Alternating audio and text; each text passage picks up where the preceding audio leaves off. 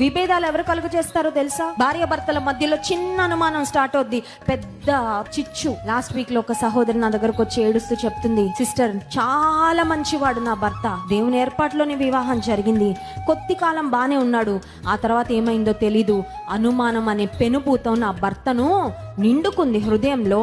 నన్ను ఇంటిలో నుంచి ఇలా కిటికీలోంచి కూడా బయటకు చూడనివ్వడు, కడుపు నిండా భోజనం పెడతాడు, వంటి నిండా వస్త్రాలు ఇస్తాడు, చాలా మంచి ఇంట్లోనే ఉంటున్నాను, కానీ ఈ అనుమానంతో ఇంటిలోండి బయటకు అడుగు పెట్టనివ్వడం లేదు, కనీసం తల్లిదండ్రులకు దగ్గరికి వెళ్ళనివ్వడం లేదు, ఎవరితో మాట్లాడడానికి అవకాశం లేదు. I feel like I'm living in a jail. ఒక చిన్నపాటి జైల్లో బ్రతుకుతున్నట్లుగా నా జీవితం ఉంది.